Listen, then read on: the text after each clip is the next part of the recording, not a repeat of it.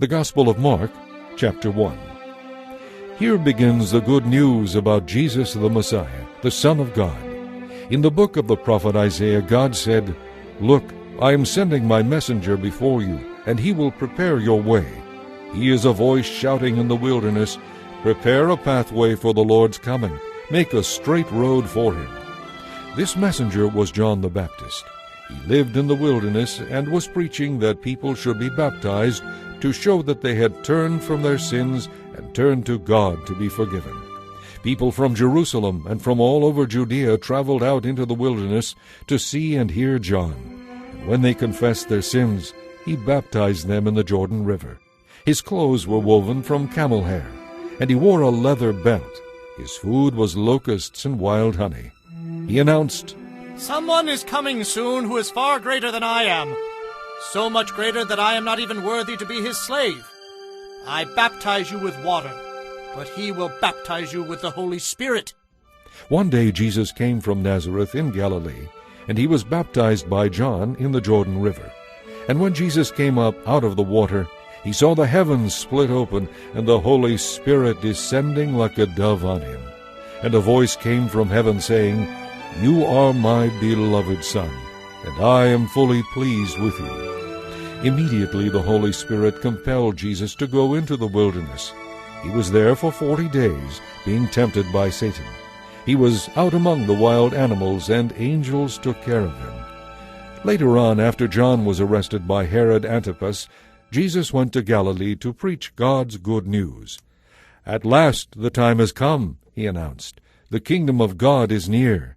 Turn from your sins and believe this good news." One day, as Jesus was walking along the shores of the Sea of Galilee, he saw Simon and his brother Andrew fishing with a net, for they were commercial fishermen. Jesus called out to them, "Come, be my disciples, and I will show you how to fish for people." And they left their nets at once and went with him. A little farther up the shore, Jesus saw Zebedee's sons, James and John, in a boat mending their nets. He called them too, and immediately they left their father Zebedee in the boat with the hired men and went with him. Jesus and his companions went to the town of Capernaum, and every Sabbath day he went into the synagogue and taught the people. They were amazed at his teaching, for he taught as one who had real authority, quite unlike the teachers of religious law. A man possessed by an evil spirit was in the synagogue, and he began shouting, "Why are you bothering us, Jesus of Nazareth? Have you come to destroy us?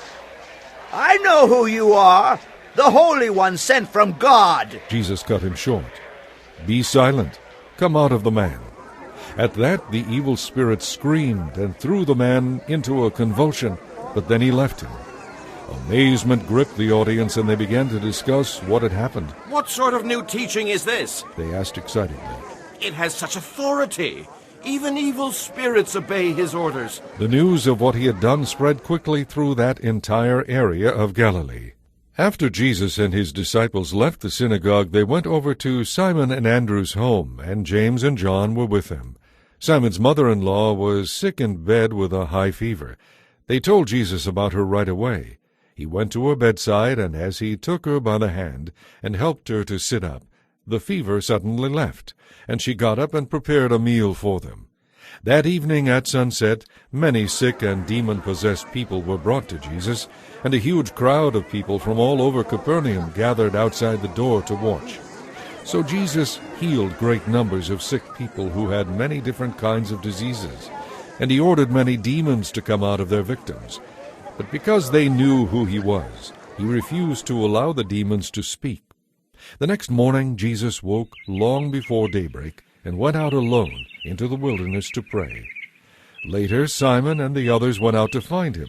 They said, "Everyone is asking for you." But he replied, "We must go on to other towns as well, and I will preach to them too, because that is why I came." So he traveled throughout the region of Galilee, preaching in the synagogues and expelling demons from many people. A man with leprosy came and knelt in front of Jesus, begging to be healed. "If you want to, you can make me well again," he said. Moved with pity, Jesus touched him. "I want to," he said. "Be healed." Instantly the leprosy disappeared. The man was healed. Then Jesus sent him on his way and told him sternly, "Go right over to the priest and let him examine you. Don't talk to anyone along the way. Take along the offering required in the law of Moses for those who have been healed of leprosy, so everyone will have proof of your healing." But as the man went on his way, he spread the news, telling everyone what had happened to him. As a result, such crowds soon surrounded Jesus that he couldn't enter a town anywhere publicly. He had to stay out in the secluded places, and people from everywhere came to him there. Chapter 2. Several days later, Jesus returned to Capernaum, and the news of his arrival spread quickly through the town. Soon the house where he was staying was so packed with visitors that there wasn't room for one more person, not even outside the door. And he preached the word to them. 4 men arrived carrying a paralyzed man on a mat. They couldn't get to Jesus through the crowd, so they dug through the clay roof above his head. Then they lowered the sick man on his mat right down in front of Jesus. Seeing their faith, Jesus said to the paralyzed man, "My son, your sins are forgiven." But some of the teachers of religious law who were sitting there said to themselves, What? This is blasphemy. Who but God can forgive sins? Jesus knew what they were discussing among themselves, so he said to them, "Why do you think this is blasphemy? Is it easier to say to the paralyzed man, 'Your sins are forgiven,' or 'Get up, pick up your mat and walk'? I will prove that I, the Son of Man, have the authority on earth to forgive sins." Then Jesus turned to the paralyzed man and said, "Stand up, take your mat, and go on home, because you are healed." The man jumped up, took the mat, and pushed his way through the stunned onlookers. Then they all praised God. "We've never seen anything like this before," they exclaimed. Then Jesus went out to the lake shore again and taught the crowds that gathered around him. As he walked along, he saw Levi, son of Alphaeus, sitting at his tax collection booth. "Come, be my disciple," Jesus said to him. So Levi got up and followed him. That night Levi invited Jesus and his disciples to be his dinner guests, along with his fellow tax collectors and many other notorious sinners. There were many people of this kind among the crowds that followed Jesus. But when some of the teachers of religious law who were Pharisees saw him eating with people like that, they said to his disciples, Why does he eat with such scum? When Jesus heard this, he told them, "Healthy people don't need a doctor. Sick people do. I have come to call sinners, not those who think they are already good enough." John's disciples and the Pharisees sometimes fasted. One day, some people came to Jesus and asked, "Why do John's disciples and the Pharisees fast, but your disciples don't fast?" Jesus replied, "Do wedding guests fast while celebrating with the groom? Of course not. They can't fast while they are with the groom. But someday he will be taken away from them, and then they will fast. And who would patch an old garment with unshrunk cloth? For the new patch shrinks and pulls away from the old cloth, leaving an even bigger hole than before. And no one puts new wine into old wineskins. The wine would burst the wineskins, spilling the wine and ruining the skins. New wine needs new wineskins." One Sabbath day, as Jesus was walking through some grain fields, his disciples began breaking off heads of wheat. But the Pharisees said to Jesus, They shouldn't be doing that. It's against the law to work by harvesting grain on the Sabbath. But Jesus replied, "Haven't you ever read in the Scriptures what King David did when he and his companions were hungry? He went into the house of God during the days when Abiathar was high priest, ate the special bread reserved for the priests alone, and then gave some to his companions. That was breaking the law too." Then he said to them, "The Sabbath was made to benefit people, and not people to benefit the Sabbath. And I, the Son of Man, am master even of the Sabbath." Chapter 3. Jesus went into the synagogue again and noticed a man with a deformed hand. Since it was the Sabbath, Jesus' enemies watched him closely. Would he heal the man's hand on the Sabbath? If he did, they planned to condemn him. Jesus said to the man, "Come and stand in front of everyone." Then he turned to his critics and asked, "Is it legal to do good deeds on the Sabbath, or is it a day for doing harm? Is this a day to save life or to destroy it?" But they wouldn't answer him. He looked around at them angrily because he was deeply disturbed by their hard hearts. Then he said to the man, "Reach out your hand." The man reached out his hand, and it became normal again. At once, the Pharisees went away and met with the supporters of Herod to discuss plans for killing Jesus. Jesus and his disciples went out to the lake, followed by a huge crowd from all over Galilee, Judea, Jerusalem, Idumea, from east of the Jordan River, and even from as far away as Tyre and Sidon. The news about his miracles had spread far and wide, and vast numbers of people came to see him for themselves. Jesus instructed his disciples to bring around a boat and to have it ready in case he was crowded off the beach. There had been many healings that day. As a result, many sick people were crowding around him, trying to touch him. And whenever those possessed by evil spirits caught sight of him, they would fall down in front of him, shrieking, "You are the Son of God!" But Jesus strictly warned them not to say who he was. Afterward, Jesus went up on a mountain and called the ones he wanted to go with him, and they came to him. Then he selected 12 of them to be his regular companions, calling them apostles. He sent them out to preach, and he gave them authority to cast out demons. These are the names of the 12 he chose. Simon, he renamed him Peter, James and John, the sons of Zebedee, but Jesus nicknamed them sons of thunder, Andrew, Philip, Bartholomew, Matthew, Thomas, James, son of Alphaeus, Thaddeus, Simon the Zealot, Judas Iscariot, who later betrayed him. When Jesus returned to the house where he was staying, the crowds began to gather again, and soon he and his disciples couldn't even find time to eat. When his family heard what was happening, they tried to take him home with them. "He's out of his mind," they said. But the teachers of religious law who had arrived from Jerusalem said, He's possessed by Satan, the prince of demons. That's where he gets the power to cast out demons. Jesus called them over and said to them by way of illustration, "How can Satan cast out Satan? A kingdom at war with itself will collapse. A home divided against itself is doomed. And if Satan is fighting against himself, how can he stand? He would never survive. Let me illustrate this. You can't enter a strong man's house and rob him without first tying him up. Only then can his house be robbed. I assure you that any sin can be forgiven, including blasphemy. But anyone who blasphemes against the Holy Spirit will never be forgiven. It is an eternal sin." He told them this because they were saying he had an evil spirit. Jesus' mother and brothers arrived at the house where he was teaching. They stood outside and sent word for him to come out and talk with them. There was a crowd around Jesus, and someone said, Your mother and your brothers and sisters are outside asking for you. Jesus replied, "Who is my mother? Who are my brothers?" Then he looked at those around him and said, "These are my mother and brothers. Anyone who does God's will is my brother and sister and mother." Chapter 4. Once again Jesus began teaching by the lake shore. There was such a large crowd along the shore that he got into a boat and sat down and spoke from there.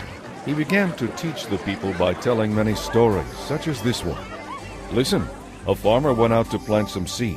As he scattered it across his field, some seed fell on a footpath, and the birds came and ate it. Other seed fell on shallow soil with underlying rock. The plant sprang up quickly, but it soon wilted beneath the hot sun and died because the roots had no nourishment in the shallow soil. Other seed fell among thorns that shot up and choked out the tender blades, so that it produced no grain. Still, other seed fell on fertile soil and produced a crop that was 30, 60, and even 100 times as much as had been planted." Then he said, "Anyone who is willing to hear should listen and understand." Later, when Jesus was alone with the 12 disciples and with the others who were gathered around, they asked him, "What do your stories mean?" He replied, "You are permitted to understand the secret about the kingdom of God, but I am using these stories to conceal everything about it from outsiders, so that the scriptures might be fulfilled. They see what I do, but they don't perceive its meaning. They hear my words, but they don't understand, so they will not turn from their sins and be forgiven. But if you can't understand this story, how will you understand all the others I am going to tell? The farmer I talked about is the one who brings God's message to others. The seed that fell on the hard path represents those who hear the message, but then Satan comes at once and takes it away from them.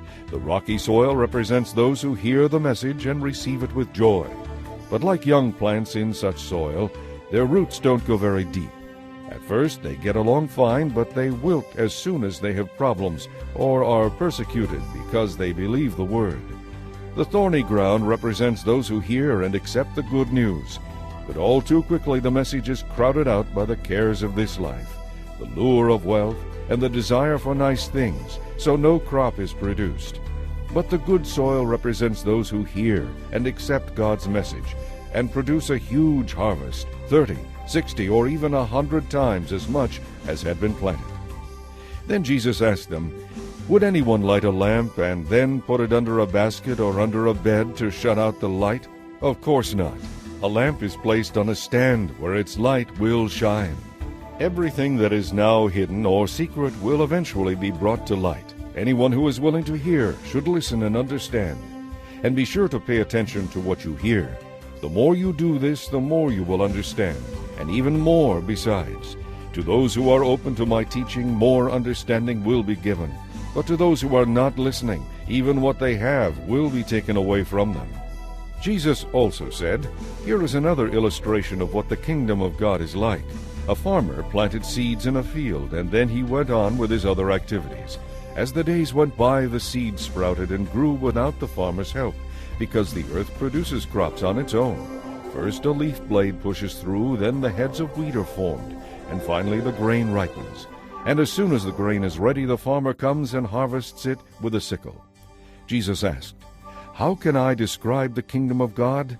What story should I use to illustrate it? It is like a tiny mustard seed.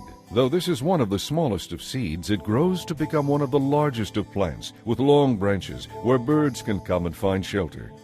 He used many such stories and illustrations to teach the people as much as they were able to understand. In fact, in his public teaching, he taught only with parables, but afterward, when he was alone with his disciples, he explained the meaning to them. As evening came, Jesus said to his disciples, "Let's cross to the other side of the lake." He was already in the boat, so they started out, leaving the crowds behind, although other boats followed. But soon a fierce storm arose. High waves began to break into the boat until it was nearly full of water. Jesus was sleeping at the back of the boat with his head on a cushion. Frantically they woke him up, shouting, "Teacher, don't you even care that we are going to drown?" When he woke up, he rebuked the wind and said to the water, "Quiet down." Suddenly the wind stopped, and there was a great calm. And he asked them, "Why are you so afraid? Do you still not have faith in me?" And they were filled with awe, and said among themselves, Who is this man, that even the wind and waves obey him? Chapter 5. So they arrived at the other side of the lake, in the land of the Gerasenes. Just as Jesus was climbing from the boat, a man, possessed by an evil spirit, ran out from a cemetery to meet him. This man lived among the tombs, and could not be restrained, even with a chain. Whenever he was put into chains and shackles, as he often was, he snapped the chains from his wrists and smashed the shackles. No one was strong enough to control him. All day long and throughout the night he would wander among the tombs and in the hills, screaming and hitting himself with stones. When Jesus was still some distance away, the man saw him. He ran to meet Jesus and fell down before him. He gave a terrible scream, shrieking, Why are you bothering me, Jesus, Son of the Most High God? For God's sake, don't torture me. For Jesus had already said to the spirit, "Come out of the man, you evil spirit." Then Jesus asked, "What is your name?" And the spirit replied, Legion, because there are many of us here inside this man. Then the spirits begged him again and again not to send them to some distant place. There happened to be a large herd of pigs feeding on the hillside nearby. Send us into those pigs. The evil spirits begged. Jesus gave them permission. So the evil spirits came out of the man and entered the pigs, and the entire herd of 2,000 pigs plunged down the steep hillside into the lake, where they drowned. The herdsmen fled to the nearby city and the surrounding countryside, spreading the news as they ran. Everyone rushed out to see for themselves. A crowd soon gathered around Jesus, but they were frightened when they saw the man who had been demon-possessed, for he was sitting there fully clothed and perfectly sane. Those who had seen what happened to the man and to the pigs told everyone about it, and the crowd began pleading with Jesus to go away and leave them alone. When Jesus got back into the boat, the man who had been demon-possessed begged to go too. But Jesus said, "No, go home to your friends, and tell them what wonderful things the Lord has done for you and how merciful he has been." So the man started off to visit the 10 towns of that region and began to tell everyone about the great things Jesus had done for him. And everyone was amazed at what he told them. When Jesus went back across to the other side of the lake, a large crowd gathered around him on the shore. The leader of the local synagogue, whose name was Jairus, came and fell down before him, pleading with him to heal his little daughter. She is about to die. He said in desperation. Please come and place your hands on her. Heal her so she can live. Jesus went with him, and the crowd thronged behind. And there was a woman in the crowd who had had a hemorrhage for 12 years. She had suffered a great deal from many doctors through the years, and had spent everything she had to pay them, but she had gotten no better. In fact, she was worse. She had heard about Jesus, so she came up behind him through the crowd and touched the fringe of his robe. For she thought to herself, "If I can just touch his clothing, I will be healed." Immediately the bleeding stopped, and she could feel that she had been healed.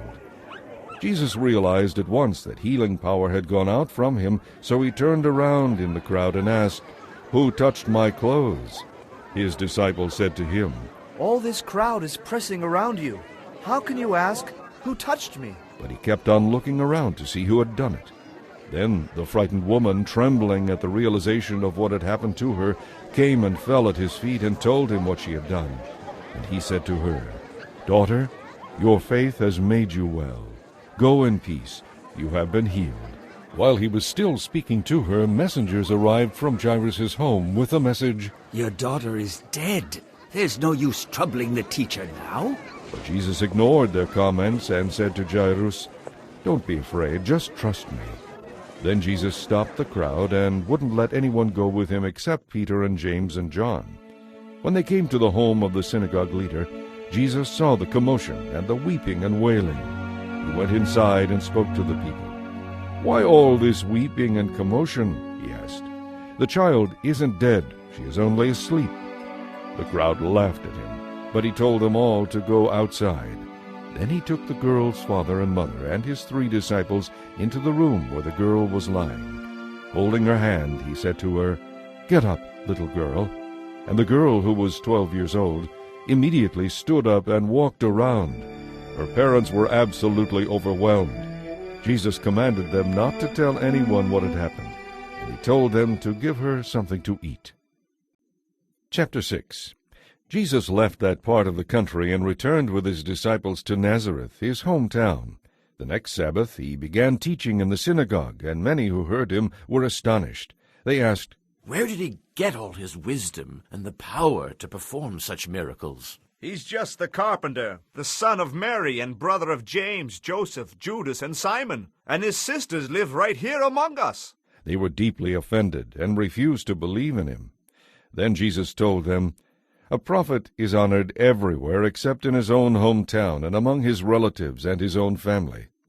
And because of their unbelief, he couldn't do any mighty miracles among them except to place his hands on a few sick people and heal them. And he was amazed at their unbelief. Then Jesus went out from village to village, teaching. And he called his 12 disciples together and sent them out 2 by 2 with authority to cast out evil spirits. He told them to take nothing with them except a walking stick, no food, no traveler's bag, no money. He told them to wear sandals, but not to take even an extra coat. "When you enter each village, be a guest in only one home," he said. "And if a village won't welcome you or listen to you, shake off its dust from your feet as you leave. It is a sign that you have abandoned that village to its fate." So the disciples went out, telling all they met to turn from their sins. And they cast out many demons, and healed many sick people, anointing them with olive oil. Herod Antipas, the king, soon heard about Jesus, because people everywhere were talking about him. Some were saying, "This must be John the Baptist come back to life again.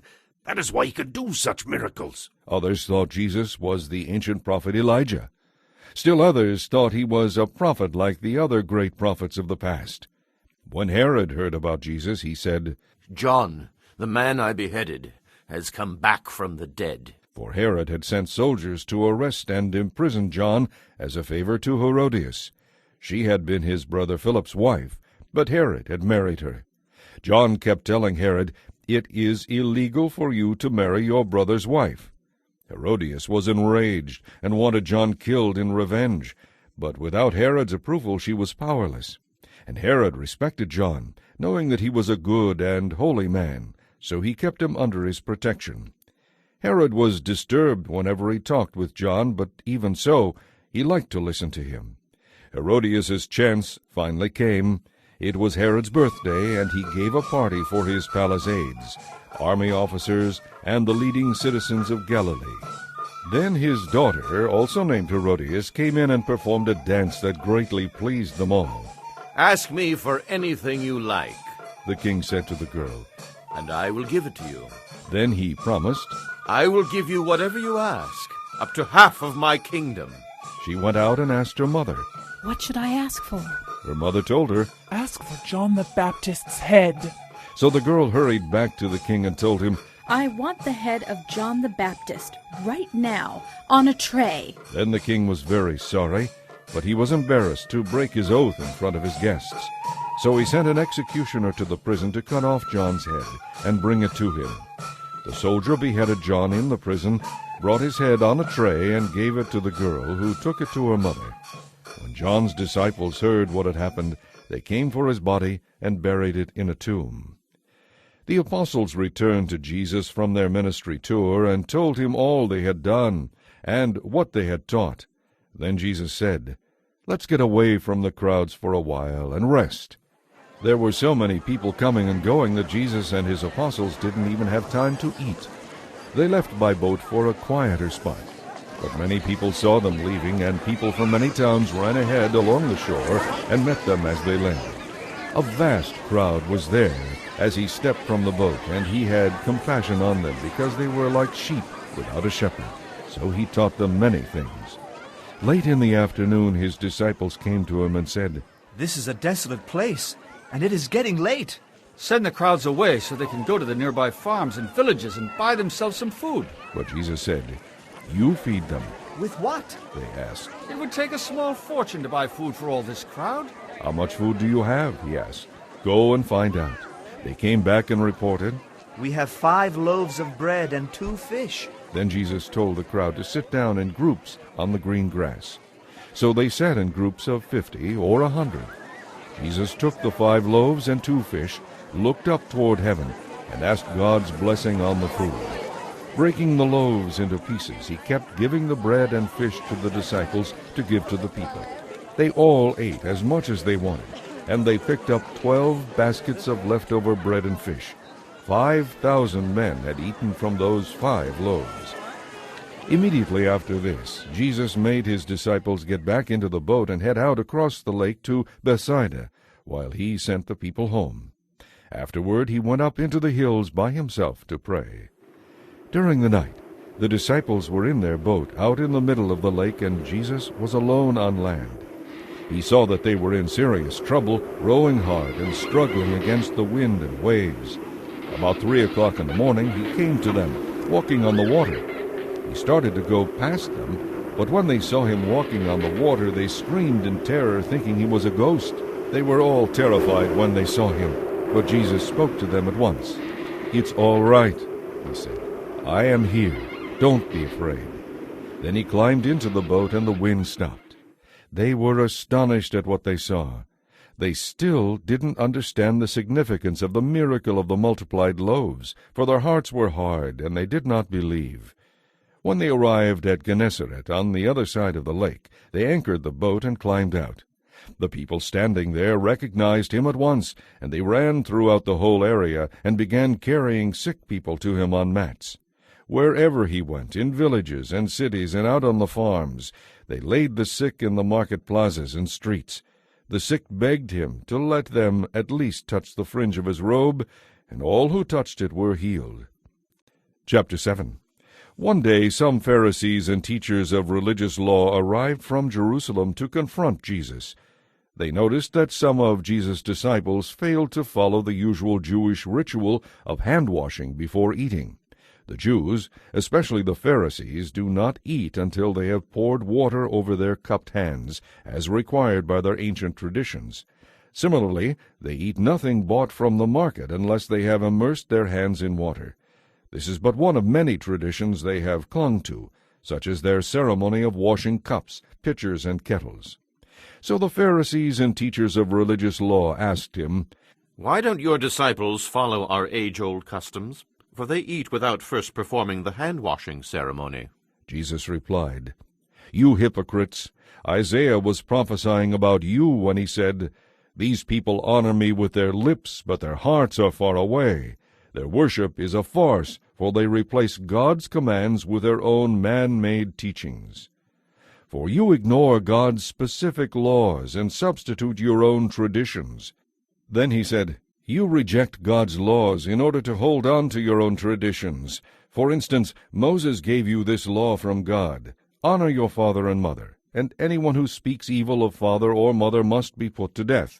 But you say it is all right for people to say to their parents, 'Sorry, I can't help you, for I have vowed to give to God what I could have given to you.'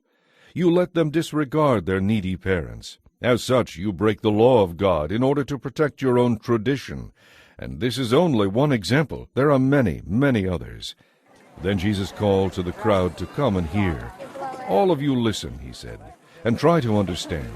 You are not defiled by what you eat. You are defiled by what you say and do." Then Jesus went into a house to get away from the crowds, and his disciples asked him what he meant by the statement he had made. "Don't you understand either?" he asked. "Can't you see that what you eat won't defile you? Food doesn't come in contact with your heart, but only passes through the stomach and then comes out again." By saying this, he showed that every kind of food is acceptable. And then he added, "It is the thought life that defiles you. For from within, out of a person's heart, come evil thoughts, sexual immorality, theft, murder, adultery, greed, wickedness, deceit, eagerness for lustful pleasure, envy, slander, pride, and foolishness. All these vile things come from within. They are what defile you and make you unacceptable to God." Then Jesus left Galilee and went north to the region of Tyre. He tried to keep it secret that he was there, but he couldn't. As usual, the news of his arrival spread fast. Right away a woman came to him whose little girl was possessed by an evil spirit. She had heard about Jesus, and now she came and fell at his feet. She begged him to release her child from the demon's control. Since she was a Gentile born in Syrian Phoenicia, Jesus told her, "First I should help my own family, the Jews. It isn't right to take food from the children and throw it to the dogs." She replied, "That's true, Lord, but even the dogs under the table are given some crumbs from the children's plates." "Good answer," he said, "and because you have answered so well, I have healed your daughter." And when she arrived home, her little girl was lying quietly in bed, and the demon was gone. Jesus left Tyre and went to Sidon, then back to the Sea of Galilee and the region of the 10 towns. A deaf man with a speech impediment was brought to him, and the people begged Jesus to lay his hands on the man to heal him. Jesus led him to a private place away from the crowd. He put his fingers into the man's ears. Then, spitting onto his own fingers, he touched the man's tongue with the spittle, and looking up to heaven, he sighed and commanded, "Be opened." Instantly the man could hear perfectly and speak plainly. Jesus told the crowd not to tell anyone, but the more he told them not to, the more they spread the news, for they were completely amazed. Again and again they said, "Everything he does is wonderful. He even heals those who are deaf and mute." Chapter 8. About this time another great crowd had gathered, and the people ran out of food again. Jesus called his disciples and told them, "I feel sorry for these people. They have been here with me for 3 days, and they have nothing left to eat. And if I send them home without feeding them, they will faint along the road, for some of them have come a long distance." "How are we supposed to find enough food for them here in the wilderness?" his disciples asked. "How many loaves of bread do you have?" he asked. 7, they replied. So Jesus told all the people to sit down on the ground. Then he took the 7 loaves, thanked God for them, broke them into pieces, and gave them to his disciples, who distributed the bread to the crowd. A few small fish were found too, so Jesus also blessed these, and told the disciples to pass them out. They ate until they were full, and when the scraps were picked up, there were 7 large baskets of food left over. There were about 4,000 people in the crowd that day, and he sent them home after they had eaten. Immediately after this he got into a boat with his disciples, and crossed over to the region of Dalmanutha.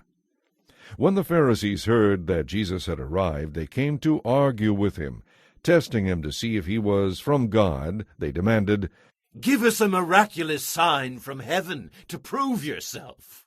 When he heard this, he sighed deeply and said, "Why do you people keep demanding a miraculous sign? I assure you, I will not give this generation any such sign." So he got back into the boat and left them, and he crossed to the other side of the lake. But the disciples discovered they had forgotten to bring any food, so there was only 1 loaf of bread with them in the boat. As they were crossing the lake, Jesus warned them, "Beware of the yeast of the Pharisees and of Herod." They decided he was saying this because they hadn't brought any bread. Jesus knew what they were thinking, so he said, "Why are you so worried about having no food? Won't you ever learn or understand? Are your hearts too hard to take it in? You have eyes, can't you see? You have ears, can't you hear? Don't you remember anything at all? What about the 5,000 men I fed with 5 loaves of bread? How many baskets of leftovers did you pick up afterward?" 12, they said. "And when I fed the 4,000 with 7 loaves, how many large baskets of leftovers did you pick up?" 7, they said. "Don't you understand even yet?" he asked them. When they arrived at Bethsaida, some people brought a blind man to Jesus, and they begged him to touch and heal the man. Jesus took the blind man by the hand and led him out of the village. Then, spitting on the man's eyes, he laid his hands on him and asked, "Can you see anything now?" The man looked around. "Yes," he said. "I see people, but I can't see them very clearly. They look like trees walking around." Then Jesus placed his hands over the man's eyes again. As the man stared intently, his sight was completely restored, and he could see everything clearly. Jesus sent him home, saying, "Don't go back into the village on your way home." Jesus and his disciples left Galilee and went up to the villages of Caesarea Philippi. As they were walking along, he asked them, "Who do people say I am?" "Well," they replied, "some say John the Baptist, some say Elijah, and others say you are one of the other prophets." Then Jesus asked, "Who do you say I am?" Peter replied, "You are the Messiah." But Jesus warned them not to tell anyone about him. Then Jesus began to tell them that he, the Son of Man, would suffer many terrible things and be rejected by the leaders, the leading priests, and the teachers of religious law. He would be killed, and 3 days later he would rise again. As he talked about this openly with his disciples, Peter took him aside and told him he shouldn't say things like that. Jesus turned and looked at his disciples, and then said to Peter very sternly, "Get away from me, Satan. You are seeing things merely from a human point of view, not from God's." Then he called his disciples and the crowds to come over and listen. "If any of you wants to be my follower," he told them, "you must put aside your selfish ambition, shoulder your cross, and follow me. If you try to keep your life for yourself, you will lose it. But if you give up your life for my sake and for the sake of the good news, you will find true life. And how do you benefit if you gain the whole world but lose your own soul in the process? Is anything worth more than your soul? If a person is ashamed of me and my message in these adulterous and sinful days, I, the Son of Man, will be ashamed of that person when I return in the glory of my Father with the holy angels." Chapter 9. Jesus went on to say, "I assure you that some of you standing here right now will not die before you see the kingdom of God arrive in great power." 6 days later, Jesus took Peter, James, and John to the top of a mountain. No one else was there. As the men watched, Jesus' appearance changed, and his clothing became dazzling white, far whiter than any earthly process could ever make it. Then Elijah and Moses appeared and began talking with Jesus. Teacher, Peter exclaimed, this is wonderful. We will make 3 shrines, one for you, one for Moses, and one for Elijah. He didn't really know what to say, for they were all terribly afraid. Then a cloud came over them, and a voice from the cloud said, "This is my beloved Son. Listen to him." Suddenly they looked around, and Moses and Elijah were gone, and only Jesus was with them. As they descended the mountainside, he told them not to tell anyone what they had seen until he, the Son of Man, had risen from the dead. So they kept it to themselves, but they often asked each other what he meant by rising from the dead. Now they began asking him, "Why do the teachers of religious law insist that Elijah must return before the Messiah comes?" Jesus responded, "Elijah is indeed coming first to set everything in order. Why then is it written in the Scriptures that the Son of Man must suffer and be treated with utter contempt? But I tell you, Elijah has already come, and he was badly mistreated, just as the Scriptures predicted." At the foot of the mountain they found a great crowd surrounding the other disciples, as some teachers of religious law were arguing with them. The crowd watched Jesus in awe as he came toward them, and then they ran to greet him. "What is all this arguing about?" he asked.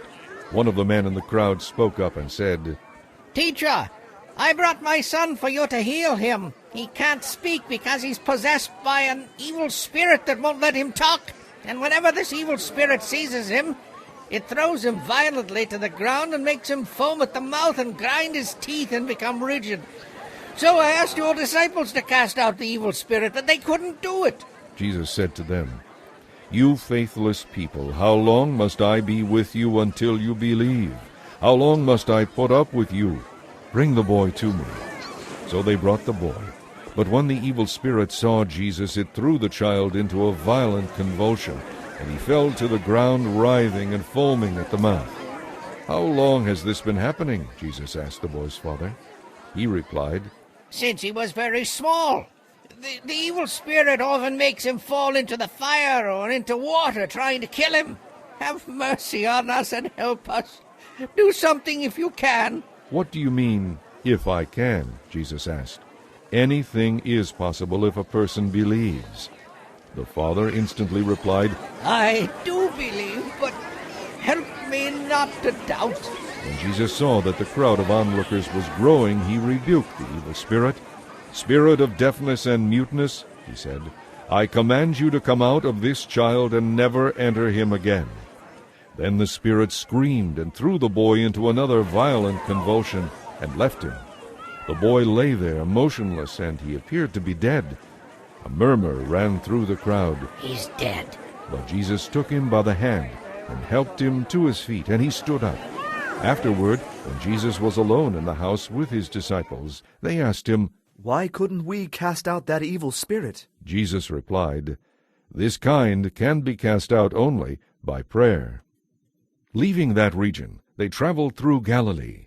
Jesus tried to avoid all publicity in order to spend more time with his disciples and teach them. He said to them, "The Son of Man is going to be betrayed. He will be killed, but 3 days later he will rise from the dead." But they didn't understand what he was saying, and they were afraid to ask him what he meant. After they arrived at Capernaum, Jesus and his disciples settled in the house where they would be staying. Jesus asked them, "What were you discussing out on the road?" But they didn't answer, because they had been arguing about which of them was the greatest. He sat down and called the 12 disciples over to him. Then he said, "Anyone who wants to be the first must take last place and be the servant of everyone else."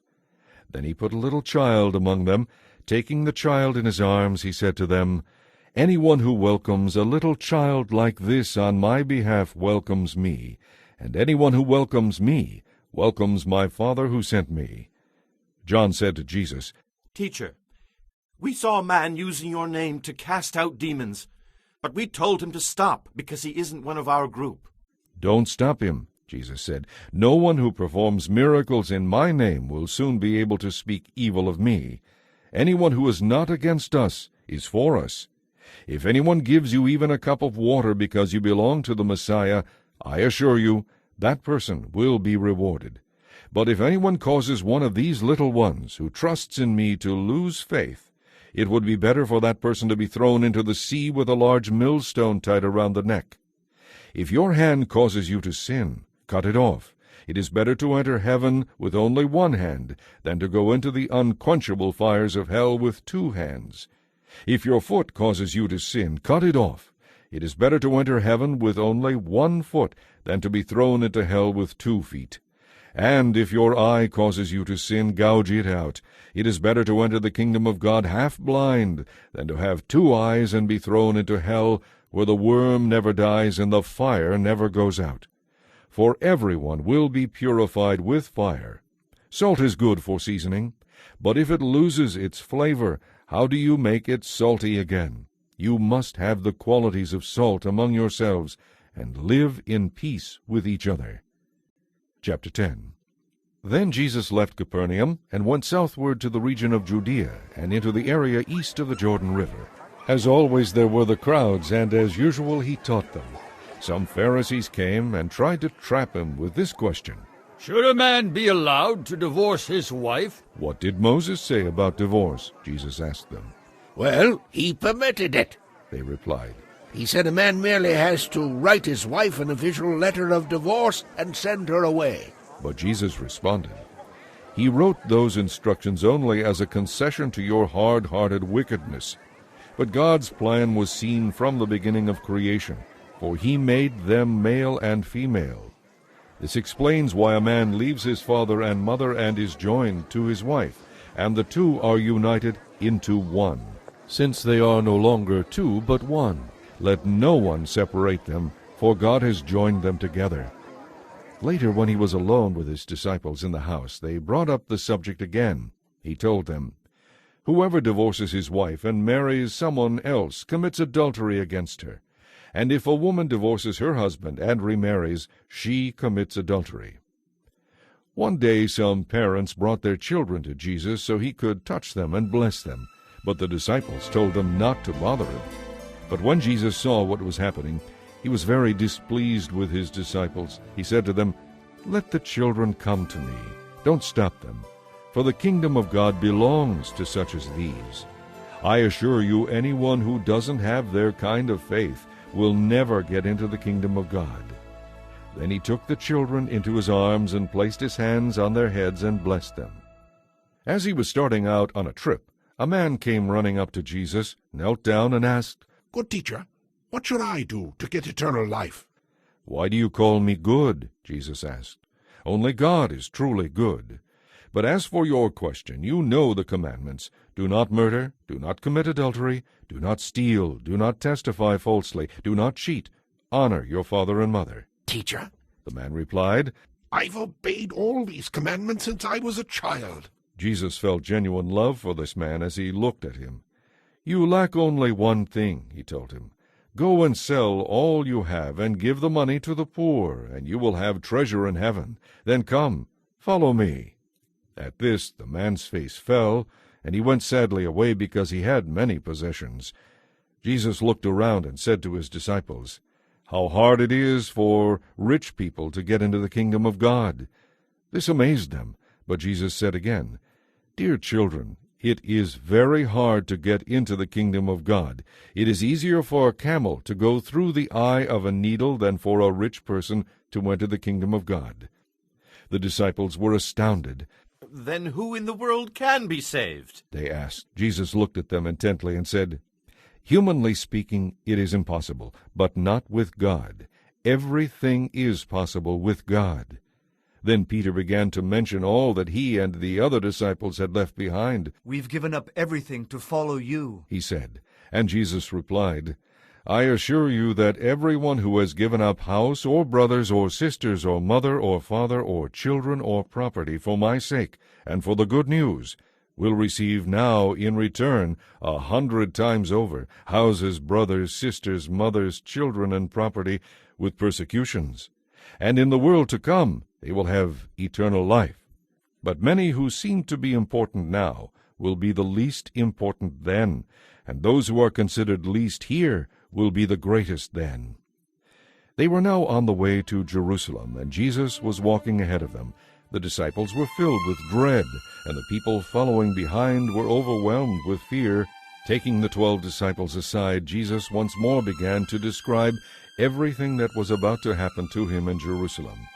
"When we get to Jerusalem," he told them, "the Son of Man will be betrayed to the leading priests and the teachers of religious law. They will sentence him to die and hand him over to the Romans. They will mock him, spit on him, beat him with their whips, and kill him. But after 3 days he will rise again." Then James and John, the sons of Zebedee, came over and spoke to him. "Teacher," they said, "we want you to do us a favor." "What is it?" he asked. "In your glorious kingdom, we want to sit in places of honor next to you," they said, "one at your right and the other at your left." But Jesus answered, "You don't know what you are asking. Are you able to drink from the bitter cup of sorrow I am about to drink? Are you able to be baptized with the baptism of suffering I must be baptized with?" "Oh, yes," they said. "We are able." And Jesus said, "You will indeed drink from my cup and be baptized with my baptism, but I have no right to say who will sit on the thrones next to mine. God has prepared those places for the ones he has chosen." When the 10 other disciples discovered what James and John had asked, they were indignant. So Jesus called them together and said, "You know that in this world kings are tyrants, and officials lord it over the people beneath them. But among you it should be quite different. Whoever wants to be a leader among you must be your servant, and whoever wants to be first must be the slave of all. For even I, the Son of Man, came here not to be served, but to serve others, and to give my life as a ransom for many." And so they reached Jericho. Later, as Jesus and his disciples left town, a great crowd was following. A blind beggar named Bartimaeus, son of Timaeus, was sitting beside the road as Jesus was going by. When Bartimaeus heard that Jesus from Nazareth was nearby, he began to shout out, "Jesus, Son of David, have mercy on me!" "Be quiet!" Some of the people yelled at him, but he only shouted louder, "Son of David, have mercy on me!" When Jesus heard him, he stopped and said, "Tell him to come here." So they called the blind man. "Cheer up," they said. "Come on, he's calling you." Bartimaeus threw aside his coat, jumped up, and came to Jesus. "What do you want me to do for you?" Jesus asked. "Teacher," the blind man said, "I want to see." And Jesus said to him, "Go your way, your faith has healed you." And instantly the blind man could see. Then he followed Jesus down the road. Chapter 11. As Jesus and his disciples approached Jerusalem, they came to the towns of Bethphage and Bethany on the Mount of Olives. Jesus sent 2 of them on ahead. "Go into that village over there," he told them, "and as soon as you enter it, you will see a colt tied there that has never been ridden. Untie it and bring it here. If anyone asks what you are doing, just say, 'The Lord needs it, and will return it soon.'" The 2 disciples left and found the colt standing in the street, tied outside a house. As they were untying it, some bystanders demanded, "What are you doing untying that colt?" They said what Jesus had told them to say, and they were permitted to take it. Then they brought the colt to Jesus and threw their garments over it, and he sat on it. Many in the crowd spread their coats on the road ahead of Jesus, and others cut leafy branches in the fields and spread them along the way. He was in the center of the procession, and the crowds all around him were shouting, "Praise God! Bless the one who comes in the name of the Lord! Bless the coming kingdom of our ancestor David!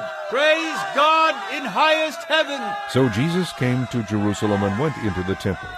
He looked around carefully at everything, and then he left because it was late in the afternoon. Then he went out to Bethany with the 12 disciples. The next morning, as they were leaving Bethany, Jesus felt hungry. He noticed a fig tree a little way off that was in full leaf, so he went over to see if he could find any figs on it. But there were only leaves because it was too early in the season for fruit.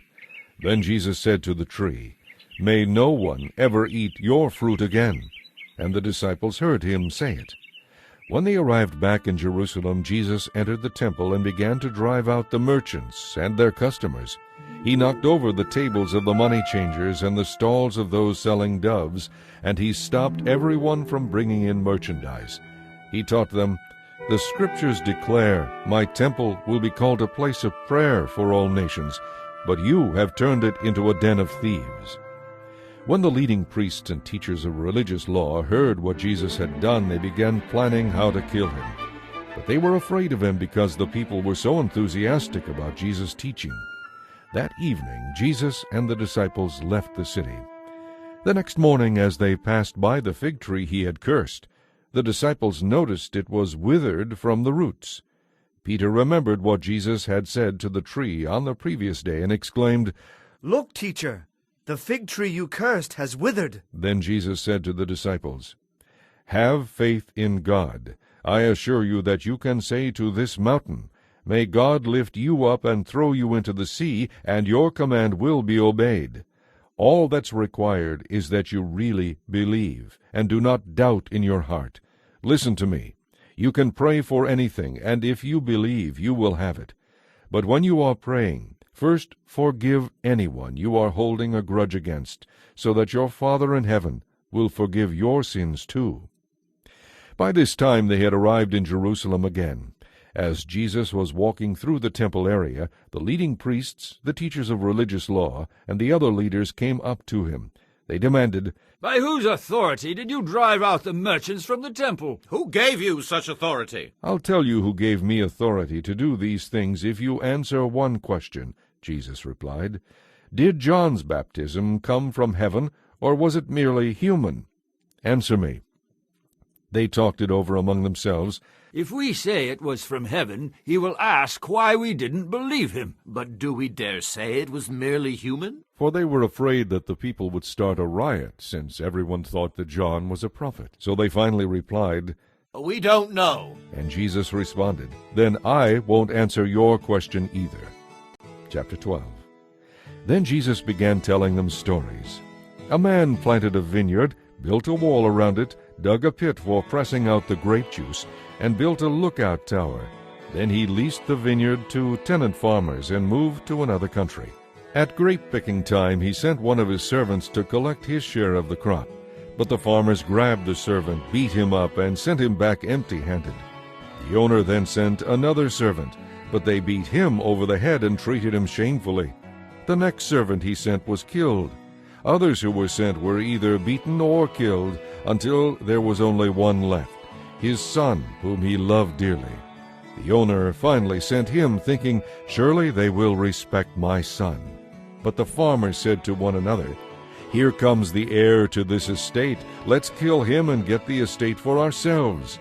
So they grabbed him and murdered him and threw his body out of the vineyard. "What do you suppose the owner of the vineyard will do?" Jesus asked. "I'll tell you. He will come and kill them all and lease the vineyard to others. Didn't you ever read this in the Scriptures? The stone rejected by the builders has now become the cornerstone. This is the Lord's doing, and it is marvelous to see." The Jewish leaders wanted to arrest him for using this illustration because they realized he was pointing at them. They were the wicked farmers in his story. But they were afraid to touch him because of the crowd, so they left him and went away.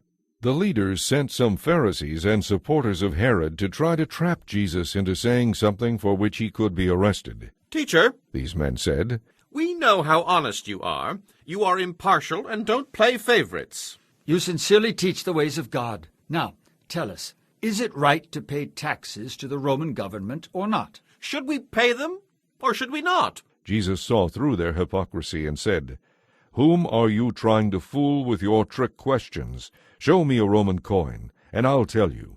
When they handed it to him, he asked, "Whose picture and title are stamped on it?" "Caesar's," they replied. "Well then," Jesus said, "give to Caesar what belongs to him, but everything that belongs to God must be given to God." This reply completely amazed them. Then the Sadducees stepped forward, a group of Jews who say there is no resurrection after death. They posed this question. "Teacher, Moses gave us a law that if a man dies, leaving a wife without children, his brother should marry the widow and have a child who will be the brother's heir." Well, there were 7 brothers. The oldest of them married, and then died without children. So the second brother married the widow.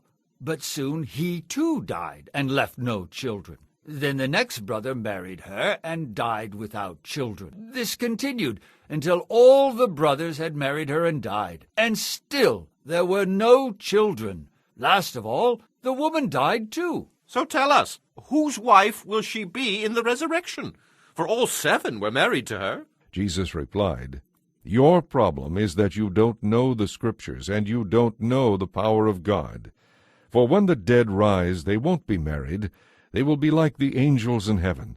But now, as to whether the dead will be raised, haven't you ever read about this in the writings of Moses, in the story of the burning bush? Long after Abraham, Isaac, and Jacob had died, God said to Moses, 'I am the God of Abraham, the God of Isaac, and the God of Jacob.' So he is the God of the living, not the dead. You have made a serious error." One of the teachers of religious law was standing there listening to the discussion. He realized that Jesus had answered well, so he asked, "Of all the commandments, which is the most important?" Jesus replied, "The most important commandment is this: Hear, O Israel, the Lord our God is the one and only Lord, and you must love the Lord your God with all your heart, all your soul, all your mind, and all your strength. The second is equally important: Love your neighbor as yourself. No other commandment is greater than these." The teacher of religious law replied, "Well said, teacher. You have spoken the truth by saying that there is only one God and no other. And I know it is important to love him with all my heart and all my understanding and all my strength, and to love my neighbors as myself. This is more important than to offer all of the burnt offerings and sacrifices required in the law." Realizing this man's understanding, Jesus said to him, "You are not far from the kingdom of God." And after that, no one dared to ask him any more questions. Later, as Jesus was teaching the people in the temple, he asked, "Why do the teachers of religious law claim that the Messiah will be the son of David? For David himself, speaking under the inspiration of the Holy Spirit, said, 'The Lord said to my Lord, Sit in honor at my right hand until I humble your enemies beneath your feet.' Since David himself called him Lord, how can he be his son at the same time?" And the crowd listened to him with great interest. Here are some of the other things he taught them at this time. "Beware of these teachers of religious law, for they love to parade in flowing robes and to have everyone bow to them as they walk in the marketplaces, and how they love the seats of honor in the synagogues and at banquets. But they shamelessly cheat widows out of their property, and then, to cover up the kind of people they really are, they make long prayers in public. Because of this, their punishment will be the greater." Jesus went over to the collection box in the temple and sat and watched as the crowds dropped in their money. Many rich people put in large amounts. Then a poor widow came and dropped in 2 pennies. He called his disciples to him and said, "I assure you, this poor widow has given more than all the others have given, for they gave a tiny part of their surplus, but she, poor as she is, has given everything she has." Chapter 13. As Jesus was leaving the temple that day, one of his disciples said, "Teacher, look at these tremendous buildings. Look at the massive stones in the walls." Jesus replied, "These magnificent buildings will be so completely demolished that not one stone will be left on top of another." Later, Jesus sat on the slopes of the Mount of Olives across the valley from the temple. Peter, James, John, and Andrew came to him privately and asked him, "When will all this take place? And will there be any sign ahead of time to show us when all this will be fulfilled?" Jesus replied, "Don't let anyone mislead you, because many will come in my name, claiming to be the Messiah. They will lead many astray, and wars will break out near and far, but don't panic. Yes, these things must come, but the end won't follow immediately.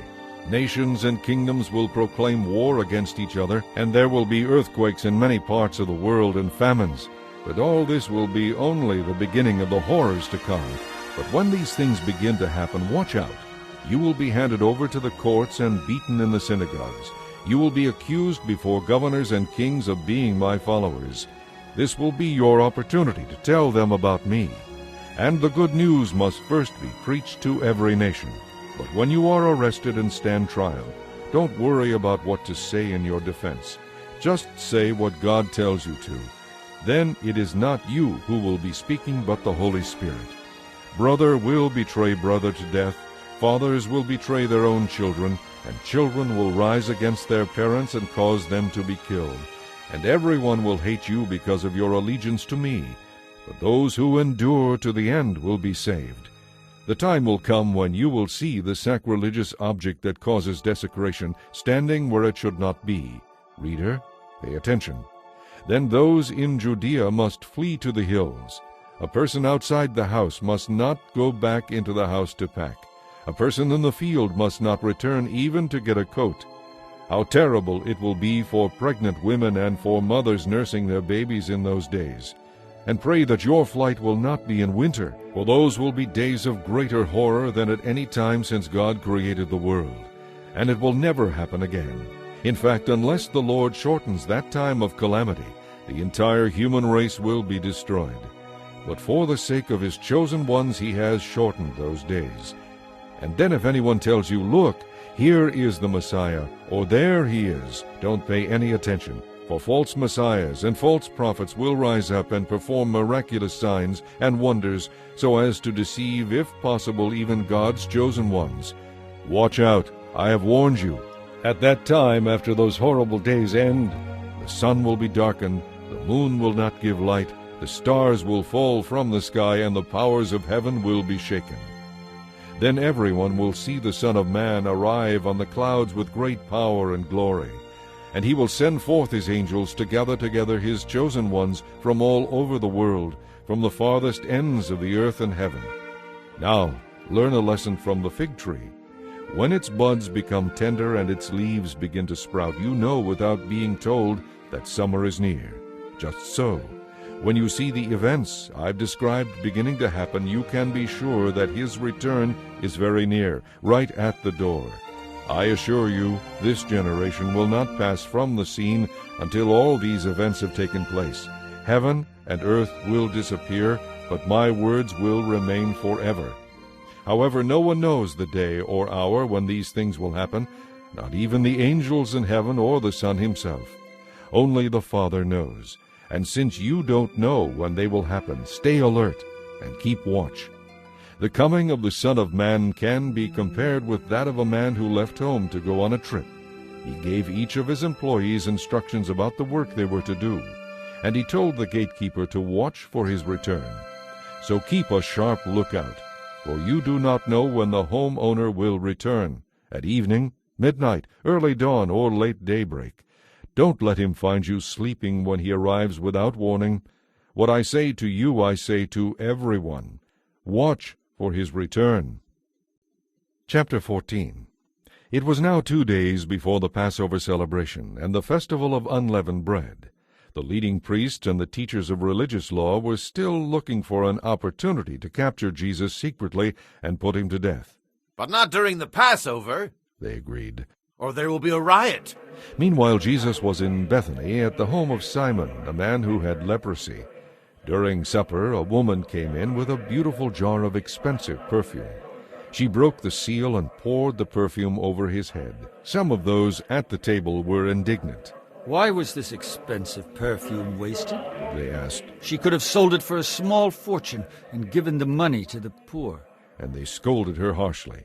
But Jesus replied, "Leave her alone. Why berate her for doing such a good thing to me? You will always have the poor among you, and you can help them whenever you want to. But I will not be here with you much longer. She has done what she could, and has anointed my body for burial ahead of time. I assure you, wherever the good news is preached throughout the world, this woman's deed will be talked about in her memory." Then Judas Iscariot, one of the 12 disciples, went to the leading priests to arrange to betray Jesus to them. The leading priests were delighted when they heard why he had come, and they promised him a reward. So he began looking for the right time and place to betray Jesus. On the first day of the festival of unleavened bread, the day the Passover lambs were sacrificed, Jesus' disciples asked him, "Where do you want us to go to prepare the Passover supper?" So Jesus sent 2 of them into Jerusalem to make the arrangements. "As you go into the city," he told them, "a man carrying a pitcher of water will meet you. Follow him. At the house he enters, say to the owner, 'The teacher asks, where is the guest room where I can eat the Passover meal with my disciples?' He will take you upstairs to a large room that is already set up. That is the place. Go ahead and prepare our supper there." So the 2 disciples went on ahead into the city and found everything just as Jesus had said, and they prepared the Passover supper there. In the evening Jesus arrived with the 12 disciples. As they were sitting around the table eating, Jesus said, "The truth is, one of you will betray me, one of you who is here eating with me." Greatly distressed, one by one they began to ask him, "I'm not the one, am I?"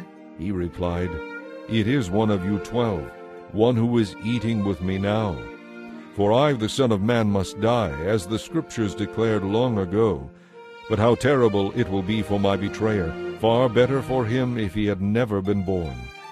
As they were eating, Jesus took a loaf of bread and asked God's blessing on it. Then he broke it in pieces and gave it to the disciples, saying, "Take it, for this is my body."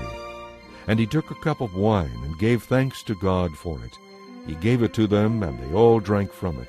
And he said to them, "This is my blood, poured out for many, sealing the covenant between God and his people. I solemnly declare that I will not drink wine again until that day when I drink it new in the kingdom of God." Then they sang a hymn and went out to the Mount of Olives. "All of you will desert me," Jesus told them, "for the Scriptures say, 'God will strike the shepherd, and the sheep will be scattered.' But after I am raised from the dead, I will go ahead of you to Galilee and meet you there." Peter said to him, "Even if everyone else deserts you, I never will." "Peter," Jesus replied, "the truth is, this very night, before the rooster crows twice, you will deny me 3 times. "No," Peter insisted. "Not even if I have to die with you. I will never deny you." And all the others vowed the same. And they came to an olive grove called Gethsemane, and Jesus said, "Sit here while I go and pray."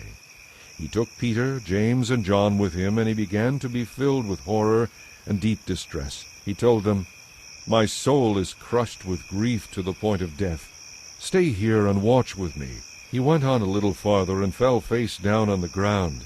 He prayed that, if it were possible, the awful hour awaiting him might pass him by. "Abba, Father," he said, "everything is possible for you. Please take this cup of suffering away from me. Yet I want your will, not mine." Then he returned and found the disciples asleep. "Simon," he said to Peter, "are you asleep? Couldn't you stay awake and watch with me even 1 hour? Keep alert and pray, otherwise temptation will overpower you. For though the spirit is willing enough, the body is weak." Then Jesus left them again and prayed, repeating his pleadings. Again he returned to them and found them sleeping, for they just couldn't keep their eyes open, and they didn't know what to say. When he returned to them the 3rd time, he said, "Still sleeping, still resting? Enough! The time has come. I, the Son of Man, am betrayed into the hands of sinners. Up, let's be going. See, my betrayer is here." And immediately as he said this, Judas, one of the 12 disciples, arrived with a mob that was armed with swords and clubs. They had been sent out by the leading priests, the teachers of religious law, and the other leaders. Judas had given them a prearranged signal. "You will know which one to arrest when I go over and give him the kiss of greeting. Then you can take him away under guard." As soon as they arrived, Judas walked up to Jesus. "Teacher," he exclaimed, and gave him the kiss. Then the others grabbed Jesus and arrested him, but someone pulled out a sword and slashed off an ear of the high priest's servant. Jesus asked them, "Am I some dangerous criminal that you come armed with swords and clubs to arrest me? Why didn't you arrest me in the temple? I was there teaching every day. But these things are happening to fulfill what the Scriptures say about me." Meanwhile, all his disciples deserted him and ran away. There was a young man following along behind, clothed only in a linen nightshirt. When the mob tried to grab him, they tore off his clothes, but he escaped and ran away naked. Jesus was led to the high priest's home. for the leading priests, other leaders, and teachers of religious law had gathered. Meanwhile, Peter followed far behind and then slipped inside the gates of the high priest's courtyard. For a while he sat with the guards, warming himself by the fire. Inside, the leading priests and the entire high council were trying to find witnesses who would testify against Jesus so they could put him to death. But their efforts were in vain. Many false witnesses spoke against him, but they contradicted each other. Finally, some men stood up to testify against him with this lie. We heard him say, "I will destroy this temple made with human hands. And in 3 days I will build another, made without human hands." But even then they didn't get their story straight. Then the high priest stood up before the others and asked Jesus, Well, aren't you going to answer these charges? What do you have to say for yourself? Jesus made no reply. Then the high priest asked him, Are you the Messiah, the Son of the blessed God? Jesus said, I am, and you will see me, the Son of Man, sitting at God's right hand in the place of power and coming back on the clouds of heaven. Then the high priest tore his clothing to show his horror and said, Why do we need other witnesses? You have all heard his blasphemy. What is your verdict? And they all condemned him to death. Then some of them began to spit at him, and they blindfolded him and hit his face with their fists. Who hit you that time, you prophet? They jeered, and even the guards were hitting him as they led him away. Meanwhile, Peter was below in the courtyard. One of the servant girls who worked for the high priest noticed Peter warming himself at the fire. She looked at him closely and then said, You were one of those with Jesus, the Nazarene. Peter denied it. I don't know what you're talking about, he said, and he went out into the entryway. Just then a rooster crowed. The servant girl saw him standing there and began telling the others, That man is definitely one of them. Peter denied it again. A little later, some other bystanders began saying to Peter, You must be one of them, because you are from Galilee. Peter said, I swear, by God, I don't know this man you're talking about. And immediately the rooster crowed the second time. Suddenly, Jesus' words flashed through Peter's mind. Before the rooster crows twice, you will deny me 3 times. And he broke down and cried. Chapter 15. Very early in the morning, the leading priests, other leaders and teachers of religious law, the entire high council, met to discuss their next step. They bound Jesus and took him to Pilate, the Roman governor. Pilate asked Jesus, Are you the king of the Jews? Jesus replied, Yes, it is as you say. Then the leading priests accused him of many crimes, and Pilate asked him, Aren't you going to say something? What about all these charges against you? But Jesus said nothing, much to Pilate's surprise. Now it was the governor's custom to release one prisoner each year at Passover time, anyone the people requested. One of the prisoners at that time was Barabbas, convicted along with others for murder during an insurrection. The mob began to crowd in toward Pilate, asking him to release a prisoner as usual. Should I give you the king of the Jews? Pilate asked, for he realized by now that the leading priests had arrested Jesus out of envy. But at this point the leading priests stirred up the mob to demand the release of Barabbas instead of Jesus. But if I release Barabbas, Pilate asked them, what should I do with this man you call the king of the Jews? They shouted back, Crucify him! Why? Pilate demanded. What crime has he committed? But the crowd only roared the louder, Crucify him! So Pilate, anxious to please the crowd, released Barabbas to them. He ordered Jesus flogged with a lead-tipped whip, then turned him over to the Roman soldiers to crucify him. The soldiers took him into their headquarters and called out the entire battalion.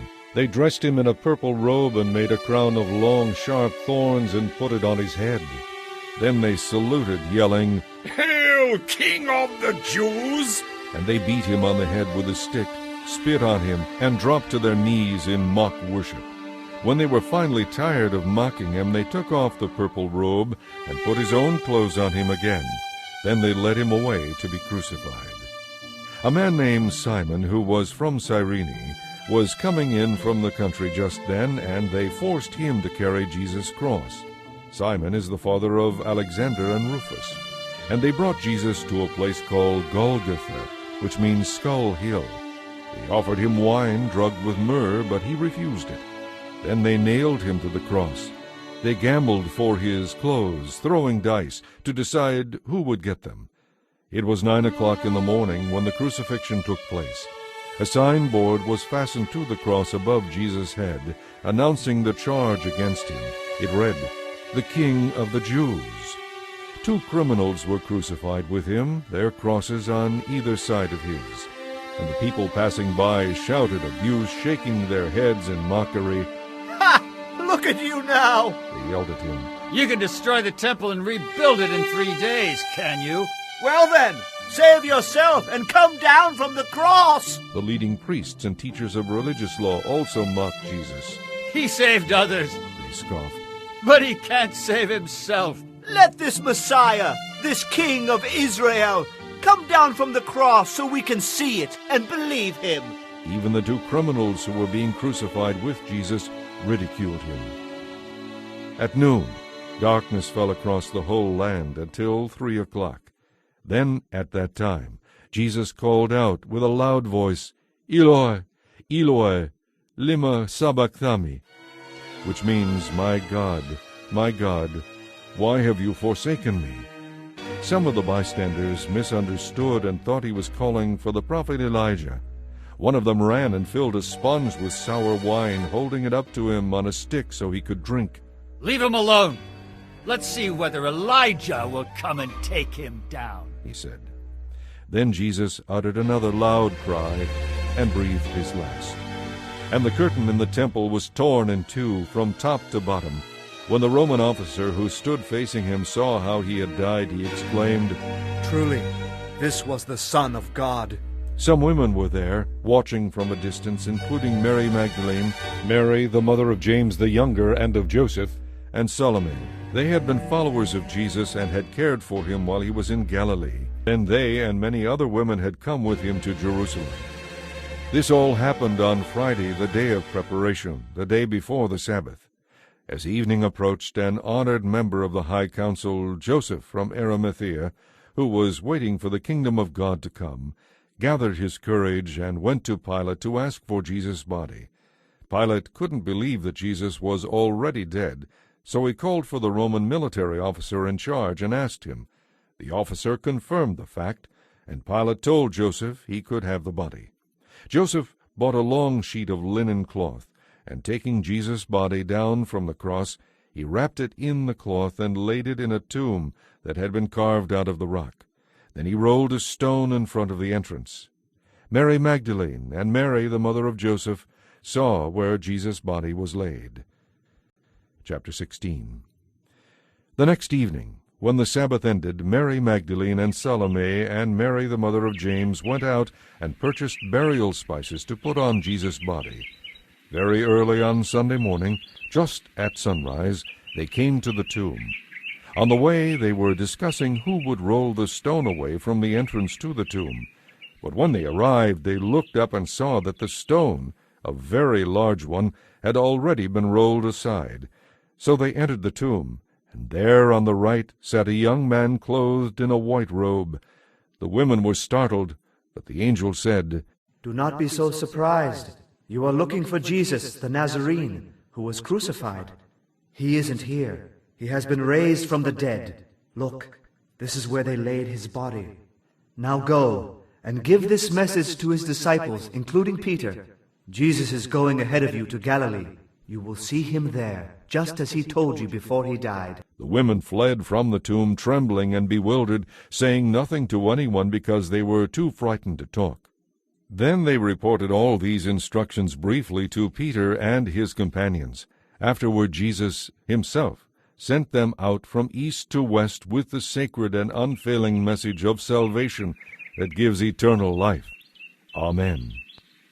It was early on Sunday morning when Jesus rose from the dead, and the first person who saw him was Mary Magdalene, the woman from whom he had cast out 7 demons. She went and found the disciples, who were grieving and weeping. But when she told them that Jesus was alive and she had seen him, they didn't believe her. Afterward he appeared to two who were walking from Jerusalem into the country, but they didn't recognize him at first, because he had changed his appearance. When they realized who he was, they rushed back to tell the others, but no one believed them. Still later he appeared to the 11 disciples as they were eating together. He rebuked them for their unbelief, their stubborn refusal to believe those who had seen him after he had risen. And then he told them, "Go into all the world and preach the good news to everyone everywhere. Anyone who believes and is baptized will be saved, but anyone who refuses to believe will be condemned. These signs will accompany those who believe. They will cast out demons in my name, and they will speak new languages. They will be able to handle snakes with safety, and if they drink anything poisonous, it won't hurt them. They will be able to place their hands on the sick and heal them."